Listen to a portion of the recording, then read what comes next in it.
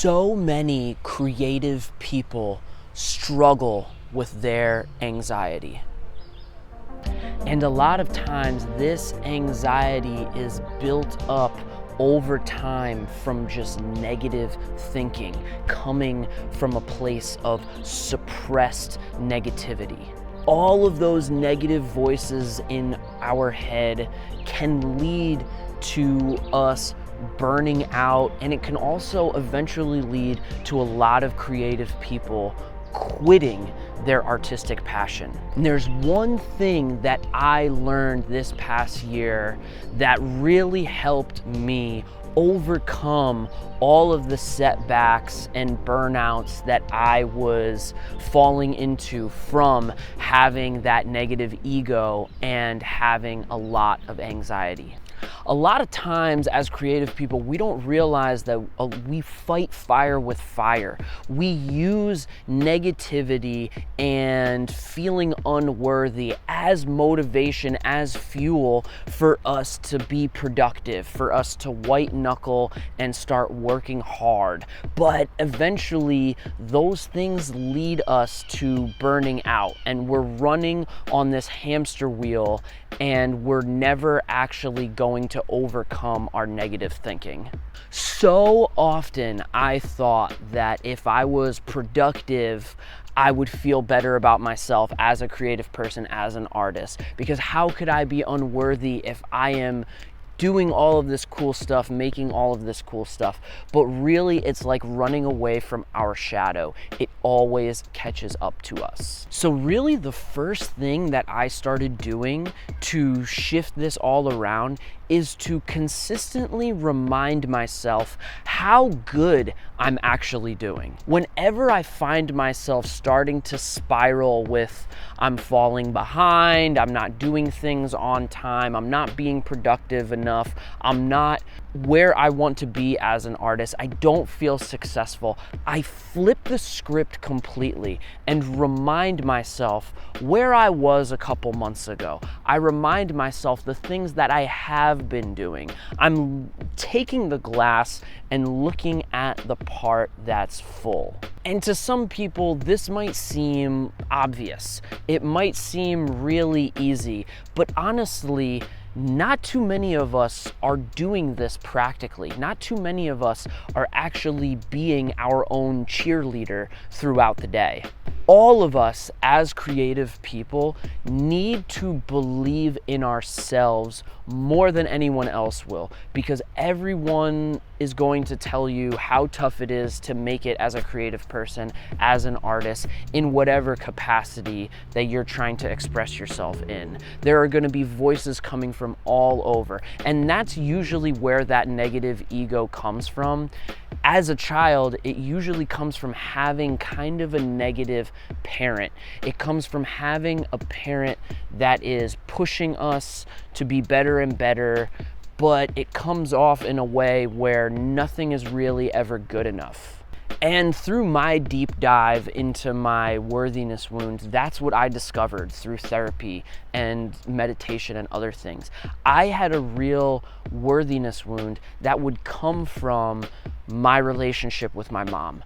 My relationship with my mom was not good. We were fighting a lot growing up. It always felt like nothing was really ever good enough for her. And that kind of spiraled into my relationship with teachers in general, with authoritative figures, coaches.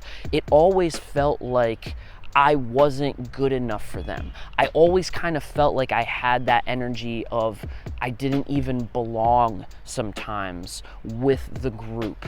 And recognizing these deeper wounds means that we have to do deeper healing. It means that we have to actually pull this weed from the root up.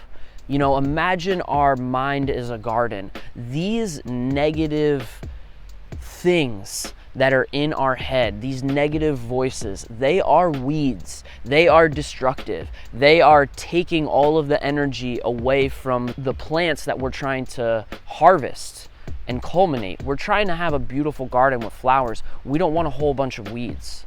But in order to start pulling these weeds, we got to get our hands dirty. We got to put on our gloves. We got to get our tools, and we have to get to work.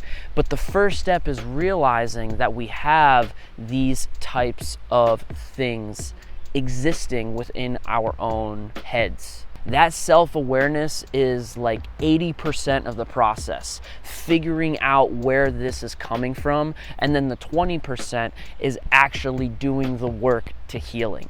And the work that I've been doing to heal, it started by going to therapy, but it also started with embracing meditation and looking into how to let go of the past. And I even took out books from the library. I bought books to figure this process out, to let go of this negative past and to embrace positivity and positive thinking. But honestly, the quickest, most practical thing that you can do today is to remind yourself how good you're doing. Because to be a successful artist, all you have to do is survive and create. If you're able to survive and you're able to create, you're a successful artist. I don't care that you have a day job or a full-time job, or you're a student, or you're going to school, or you have roommates, you have all these other things going on. If you're able to live and create, you're successful. So on a daily basis, just keep reminding yourself how great it is that you're able to have access to create. You're able to express yourself. You're able to grow and get better every single day, because that's really the mentality we need to have. We're striving to become better artists every single day.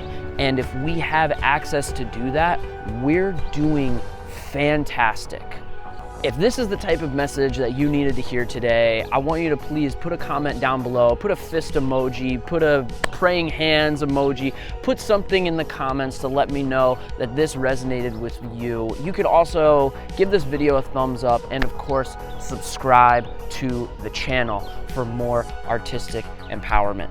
And up here, I'm also gonna put a playlist of some key books that I've read. I think there's only 2 in there right now, and it's the Letting Go book and The Power of Positive Thinking. And these are 2 really great books to start with for changing your mentality. So that's gonna be up here. And up here is a new playlist that I started with meditations and affirmations specifically for you artists and for you creative people. So you can start your day with a positive outlook. I'll see you in those next videos, and stay creative.